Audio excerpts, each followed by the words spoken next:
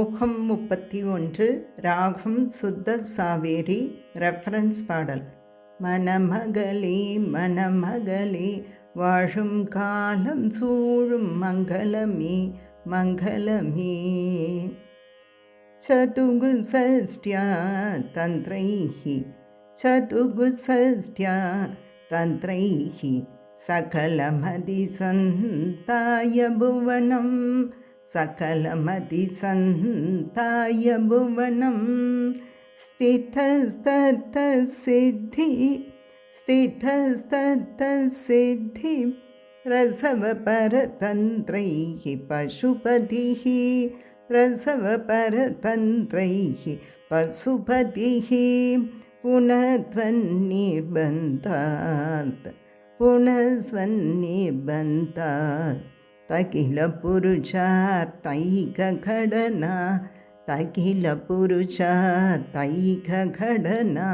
ஸ்வதந்திரம் தேஹி தந்திரம் ஸ்வதந்திரம் தேஹி தந்திரம் சிதிதலமவாதீதரதிதம் சிதிதலமவாதீதரதிதம்.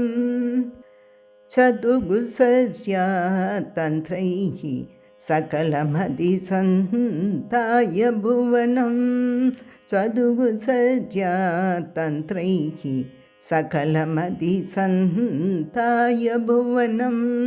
ஸ்திதஸ்தசித்தி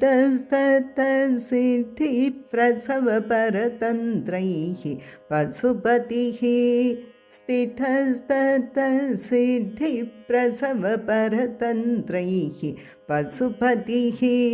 புனத்வன்னிர்பந்தா தகில புருஷார்த்தைக கடனா புனத்வன்னிர்பந்தா தகில புருஷார்த்தைக கடனா.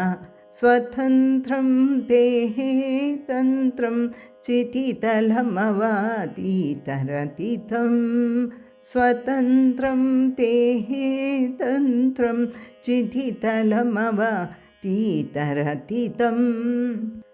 சதுகு சஷ்ட்யா தந்த்ரைஹி சகலமதி சந்தாய புவனம் ஸ்திதஸ்தசித்தி பிரசவ பரதந்த்ரைஹி பசுபதிஹி. சதுகு சஷ்ட்யா தந்த்ரைஹி சகலமதி சந்தாய புவனம் ஸ்திதஸ்தசித்தி பிரசவ பரதந்த்ரைஹி பசுபதிஹி. புனத்வன்னிர்பந்தா தகில புருஷார்த்தைக கடனா ஸ்வதந்திரம் தேஹி தந்திரம் சிதிதலமவாதீதரதிதம். புனஸ்வன்னிர்பந்தா தகில புருஷார்த்தைக கடனா ஸ்வதந்திரம் தேஹி தந்திரம் சிதிதலமவாதீதரதிதம். சதுகு சஷ்ட்யா தந்த்ரைஹி சகலமதி சந்தாய புவனம் ஸ்திதஸ்தசித்தி பிரசவ பரதந்த்ரைஹி பசுபதிஹி. புனத்வன்னிர்பந்தா தகில புருஷார்த்தைக கடனா ஸ்வதந்திரம் தேஹி தந்திரம் சிதிதலமவாதீதரதிதம்.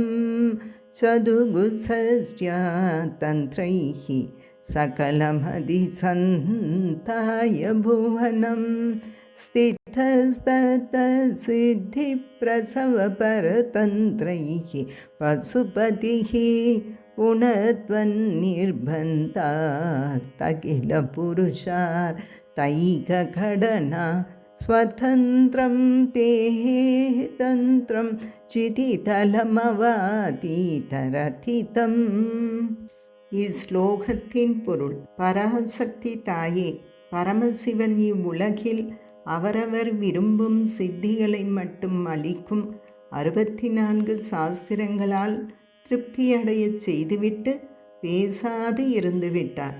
ஆனால் பின்னர் உன்னுடைய நிர்பந்தத்தின் பேரில் அந்த 64 சாஸ்திரங்களின் வாயிலாகவும் அடையக்கூடிய பிறவி பயன்களையெல்லாம் ஒருங்கே கிடைக்கச் செய்யக்கூடிய ஆற்றல் வாய்ந்த முக்கியமான பஞ்சதசி என்னும் உன்னுடைய உபாசனா முறையை இப்பூலகில் வெளியிட்டார்.